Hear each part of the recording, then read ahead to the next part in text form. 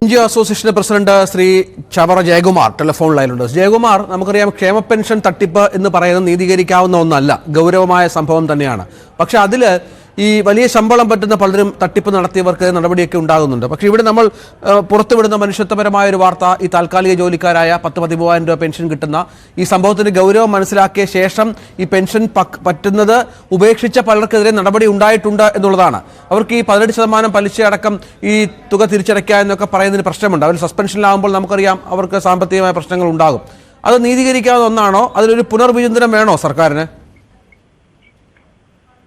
അല്ല, ഇതിൽ സർക്കാർ ഒരു ഊരാക്കുടുക്കിൽ പെട്ടുപോയതാണ്. സർക്കാർ ഇതിൽ വന്നിട്ട് 2-4 വർഷം മുമ്പ് ഉണ്ടായ ഒരു സംഭവം നിരുത്തരവാദപരമായ രീതിയിൽ കൈകാര്യം ചെയ്തു എന്നുള്ളതാണ്. ഇങ്ങനെ ഇത്ര ആളുകൾ പെൻഷൻ വാങ്ങുന്നു എന്ന വിവരവും അതിന്റെ രേഖകളുമെല്ലാം സർക്കാരിന്റെ കയ്യിലിരിക്കുമ്പോൾ അതിനെപ്പറ്റി ഒരു സർവതല സ്പർശിയായ ഒരു അന്വേഷണം നടത്തിയില്ല. എങ്ങനെയുള്ള ആളുകളാണ് അവർ? ഈ പെൻഷൻ വാങ്ങിക്കൊണ്ടിരുന്നപ്പോൾ വളരെ ക്ലേശകരമായ സാഹചര്യത്തിൽ ജീവിച്ചവർ, വലിയ മെച്ചമല്ലാത്ത താഴെത്തട്ടിലുള്ള ഒരു ജോലി കിട്ടി എന്നുള്ളതേ ഉള്ളൂ. ആ ജോലിയൊക്കെ ലഭിക്കുന്നത് അതിന് രാഷ്ട്രീയ പ്രേരിതമാണ് എന്ന് ഞങ്ങൾ തുടക്കം തൊട്ടേ പറഞ്ഞിട്ടുണ്ട്. 8.5 വർഷക്കാലമായി അധികാരത്തിലിരിക്കുകയാണ്. അങ്ങനെയുള്ള നിയമനങ്ങളാണ് ഭൂരിപക്ഷം ആളുകൾക്കും കിട്ടിയിട്ടുള്ളത്. അതിൽ രാഷ്ട്രീയമൊക്കെ ഉണ്ട്. അപ്പൊ ഇതെല്ലാം സർക്കാരിനറിയാം. എടുത്തു പിടിച്ച് സർക്കാർ ജീവനക്കാരെ ആനുകൂല്യം ചോദിക്കുമ്പോൾ ഞങ്ങളിപ്പോൾ ഏതാണ്ട് 65,000 കോടി രൂപ ഞങ്ങളുടെ പിടിച്ചു വെച്ചിരിക്കുകയാണ്. ഈ 22-ാം തീയതി ഞങ്ങൾ പണിമുടക്കുകയാണ്.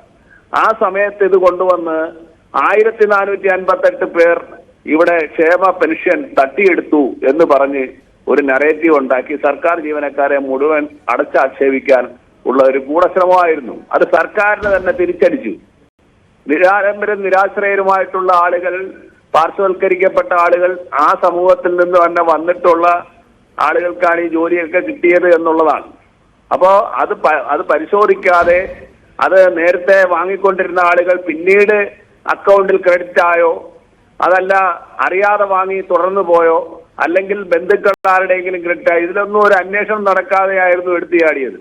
ഇപ്പൊ ഈ ധൃതി പിടിച്ച് മുഖം നന്നാക്കാൻ വേണ്ടി സസ്പെൻഷനിൽ ഇറങ്ങിയപ്പോഴാണ് അതിനേക്കാൾ ഗുരുതരമായ അവസ്ഥയിലേക്ക് എത്തി. അതിന്റെ സത്യസ്ഥിതി ഓരോന്ന് പുറത്തു വരികയൊക്കെ ചെയ്തത്.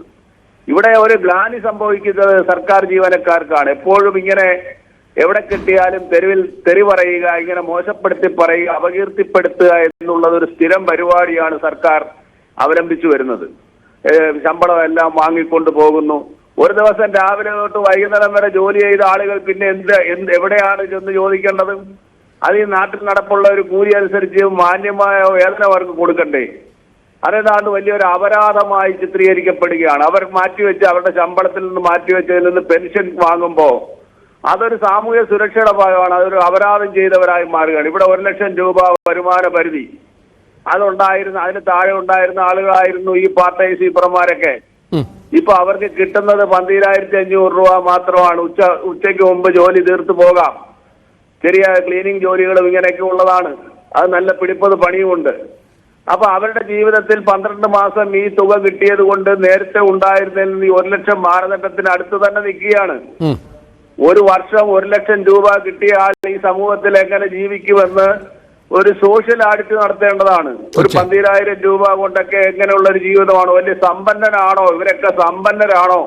സർക്കാർ ജീവനക്കാരെന്ന് പറഞ്ഞാൽ സമ്പന്ന വർഗം എന്നുള്ള ഒരു രീതിയിലാണ് കുറെ നാളുകളായി കൈകാര്യം ചെയ്യുന്നത്.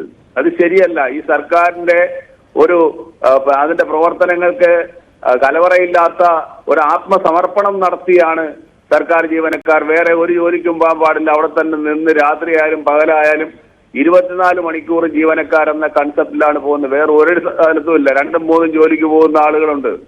അപ്പൊ അങ്ങനെ നിൽക്കുന്ന ആളുകളെ ഇങ്ങനെ സർക്കാർ തരം കിട്ടുമ്പോഴൊക്കെ ഇങ്ങനെയുള്ള പ്രവർത്തനങ്ങളുമായി അത് അന്വേഷിച്ചിട്ട് അവധാനതയോടെ കൃത്യമായ കാര്യങ്ങൾ പുറത്തുവിട്ടിട്ട് സർക്കാരിന് ചെയ്യാമായിരുന്നു. അത് 3-4 വർഷമായിട്ട് അത് ചെയ്തില്ല. ഇതെല്ലാം മാധ്യമങ്ങളിലൂടെ വന്ന് അപകീർത്തിപ്പെടുത്തി അങ്ങേയറ്റം പരിഹരിക്കാൻ പറ്റാത്ത തരത്തിലേക്ക് വകുപ്പുകൾ ഇങ്ങനെ സസ്പെൻഡ് ചെയ്യുന്നു. അപ്പോൾ ഈ സസ്പെൻഡ് ചെയ്യുന്ന ആളുകളൊക്കെ ആരെങ്കിലും ആത്മഹത്യ ചെയ്താൽ മനംനൊന്ത് ആര് സമാധാനം പറയും?